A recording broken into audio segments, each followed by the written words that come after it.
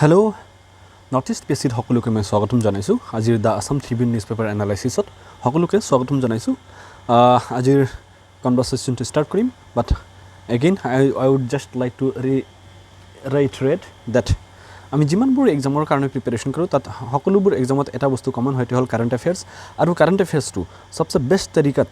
আমি আপোনালোকৰ আগত ৰাখিব চেষ্টা কৰি আছো নৰ্থ ইষ্ট পিএসসিৰ এটো কমিটমেন্ট হয় যে আমি সবচে বেষ্ট কোৱালিটি কাৰেণ্ট এফেয়াৰ্স সকলোৰ কাৰণে এভেইলেবল কৰাম that to completely free so যদি আমাৰ এই ইনিশিয়েটিভবোৰ ভাল লাগি আছে যদি you think that our initiative helpful ase please let us know by subscribing to the channel, subscribing to our Telegram channel so that you can get this annotated PPT and also like the video and share it with your fellow aspirants. Let us begin with today's first article.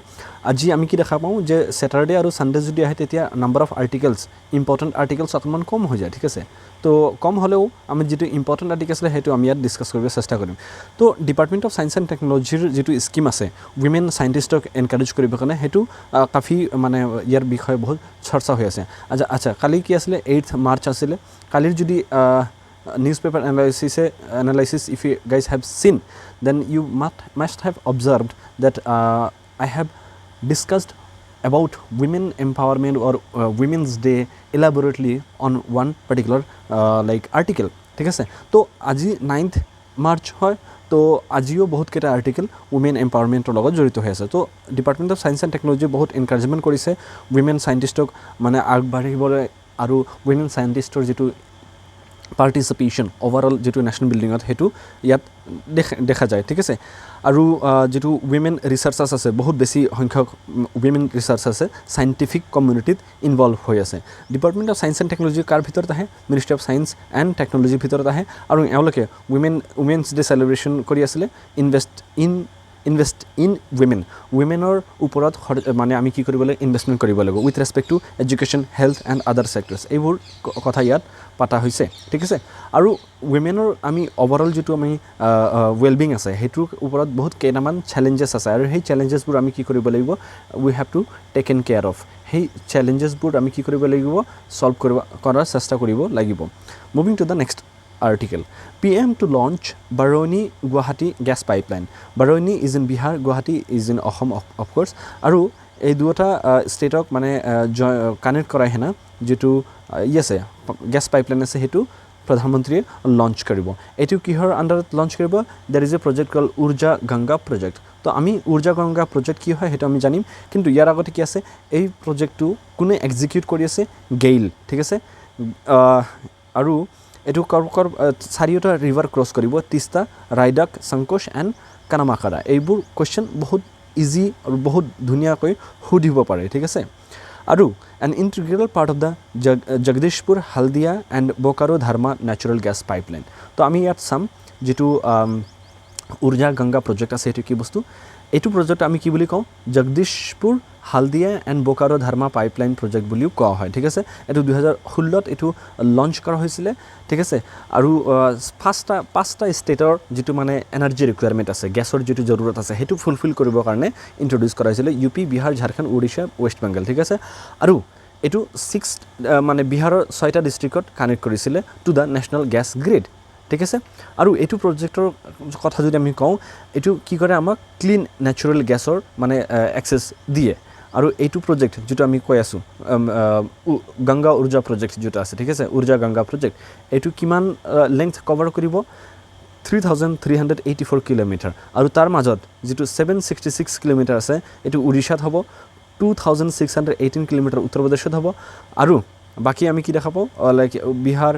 Jharkhand West Bengal Assam এই সকলোবোৰ ষ্টেটক connect কৰা হ'ব আৰু 7 main station যেটো থাকিব Varanasi Patna Bokaro Jamshedpur Kolkata Ranchi Bhubaneswar and Cuttack আৰু this project is being implemented by GAIL ইমানখিনি জানিব লাগিব ইয়াত মেপটো মই দি দিছো প্ৰধানমন্ত্ৰী মোদী এটো মানে লঞ্চ কৰিব তো বাৰাণী বিহাৰত আছে গুৱাহাটী ইয়াত আছে চাব পাৰা ঠিক আছে তো this gas pipeline is very important from energy sufficiency point of view. Birni Hut most polluted country in the country Birnihat, it is near Assam Meghalaya border. Aru amar Ahomad ba Meghalaya ami ifale jodi kau amar jitu natural environment bahut besi. Natural environment thoka hotte amar yat ki dekha pai asu jitu pollution jitu level ase bahut badhi goi ase. Thik ase? Aru etu report kune publish kore CREA, thik ase, Center for Research on Energy and Clean Air. এইটো monthly হিসাবে মানে report publish করে সেইটো report সাপেক্ষে আমি কি দেখা পাইছোঁ বিৰ্নিহাট যেটো প্লেস আছে এইটো most polluted place in the country ইয়াৰ উপৰি আমি যদি নৰ্থ ইষ্টৰ আৰু আন ঠাইৰ কথা কওঁ নলবাৰী আছে 5th পজিশনত Agartala 12th position Guwahati 19th position Nagaon 28th position এইবোৰ বস্তু দেখাই আছে নৰ্থ ইষ্টত আমাৰ যেটো ন্যাচাৰাল এনভায়ৰনমেন্ট ইমান বেছি থকা হতেও আমাৰ যেটো পলিউশন লেভেলটো কম হোৱা নাই so will have to take some serious steps with respect to this আৰু যদি আমি 11 প্লেসেসৰ কথা কওঁ কন্টিনিউয়াসলি CAAQMS মানে কি হল যেটো মানে continuous ambient air quality monitoring station এনেকুৱা প্লেস 11টা প্লেস আছে যত কন্টিনিউয়াসলি এয়ার মনিটরিং করা হয়েছে ঠিক আছে তাত কি করা 6 recorded PM 2.5 levels beyond the prescribe daily NAAQS মানে ডেইলি আমার PM 2.5 মানে পার্টিকুলার ম্যাটার 2.5 এটো এটা পলিউটেন্ট হয় ইয়ার যেটো ডেইলি মাত্রা যিমানখিনি হ'ব পাৰিব তাতকৈ বহুত বেছি হৈ গল ঠিক আছে এই 11টা সিটিত মাজত 6টা সিটিত যেটো ডেইলি PM 2.5 লেভেল আছে হেতু ক্রস হৈ গৈছে তো NAAQS এটো কোনে মেইনটেইন কৰে CPCB তো আমি ন্যাশনাল ক্লিন এয়ার প্রোগ্রামও আমি জানিব লাগিব ন্যাশনাল ক্লিন এয়ার প্রোগ্রাম এটো ministry of environment forest and climate change launch কৰিছিল 2019ত ঠিক আছে এটো পুৰা অল ওভাৰ ইন্ডিয়া লেভেলত যেটো আমাৰ এয়াৰ কোয়ালিটি ম্যানেজমেন্ট আছে হেতু মানে মেইনটেইন কৰিব কাৰণে এটো লঞ্চ কৰা হৈছিল আৰু আমি it six two cut the concentration of course particulate matter of diameter 10 micrometer or less যেটো মানে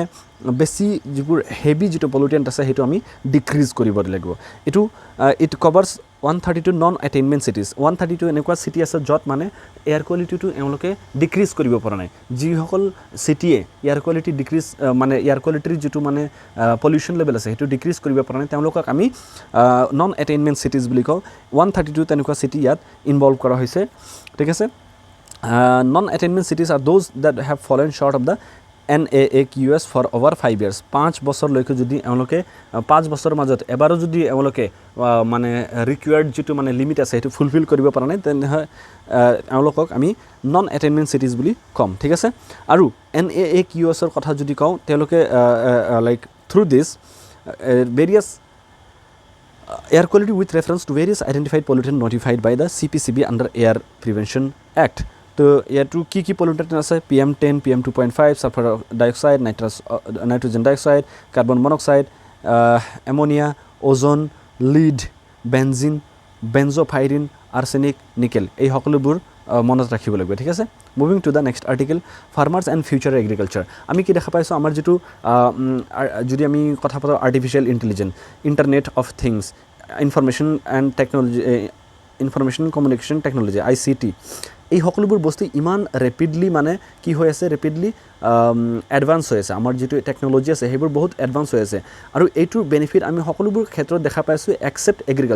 এগ্ৰিকালচাৰত আমি কি দেখা পাওঁ ইমানবোৰ মানে টেকনলজিক্যাল এডভান্সমেন্ট হোৱা নাই আমাৰ যিবোৰ ফাৰ্মাৰ্স আছে ফাৰ্মাৰ্সবোৰে টেকনলজিক্যালি ইমান কি নহয় মানে কৌশল নহয় তেওঁলোকে টেকনলজিৰ বিষয়ে নাজানে তেওঁলোকে মানে এডুকেটেড নহয় এই সকলোবোৰ বস্তু প্ৰবলেম চলি আছে আমি যদি আমাৰ ফিউচাৰটো যদি আমি সিকিউৰ বনাব খোজো আমাৰ যদি ফিউচাৰটো এনেকুৱা বনাব খোজো যত ফুড সিকিউৰিটি আছে ঠিক আছে আৰু ফুড সিকিউৰিটি এনশিওৰ কৰিব কাৰণে আমি কি কৰিব লাগিব আমাৰ যেটো ফাৰ্মিং সেক্টৰ আছে তাত আমি কি কৰিব লাগিব টেকনলজি ইনভলভ কৰিব লাগিব আৰু এই টেকনলজিটো ইনভলভ কৰিব কাৰণে আমি ফাৰ্মাৰ্সৰ কি কৰিব লাগিব এডুকেট কৰিব লাগিব ফাৰ্মাৰ্স শুড নো কেনেকৈ মোবাইল ইউজ কৰিব লাগে কেনেকৈ তেওঁলোকে ল্যাপটপ ইউজ কৰিব পাৰে কেনেকৈ এওঁলোকে ইউটিউবৰ পৰা ভিডিও চাব পাৰে about fertilisation all those things fertilizer কেনেকৈ আমি ইউজ কৰিব লাগে বা কেনেকৈ মডাৰ্ন ইকুইপমেন্ট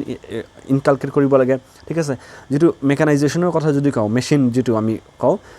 আমাৰ যেটো মানে ইন্ডিয়ান ফাৰ্মাৰ্স আছে তেওঁলোকে ম্যাক্সিমাম ফাৰ্মাৰ্স কি হয়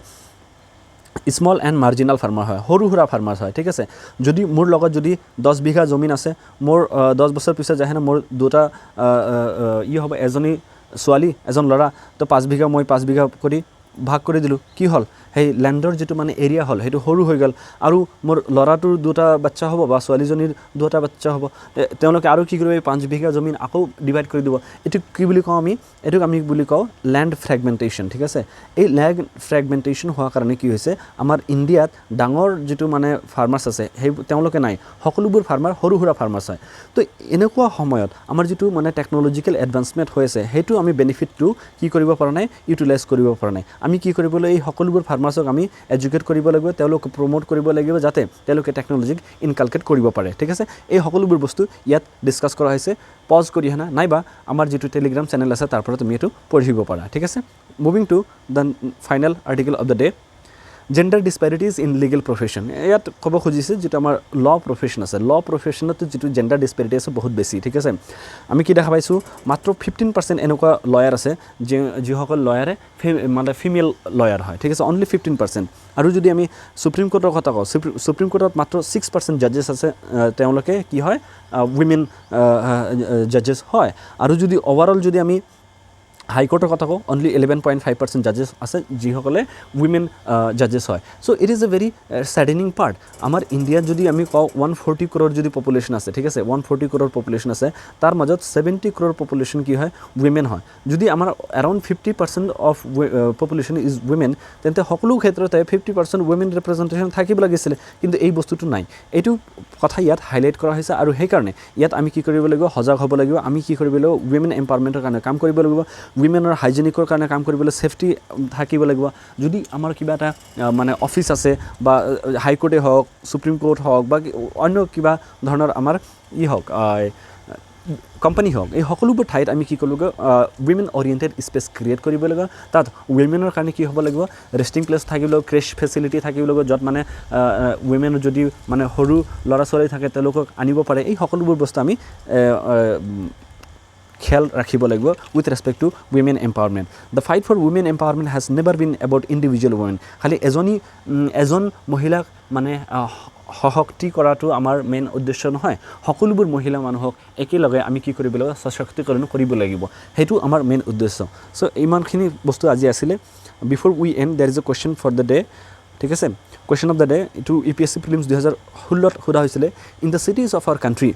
which among the following atmosphere gases are normally considered in calculating the value of air quality air quality calculate কৰিবৰ কাৰণে কোনবোৰ গেছক কাউণ্ট কৰা হয় কাৰ্বন ডাই অক্সাইড কাৰ্বন মনক্সাইড নাইট্ৰজেন ডাই অক্সাইড সালফাৰ ডাই অক্সাইড মিথেন ঠিক আছে তো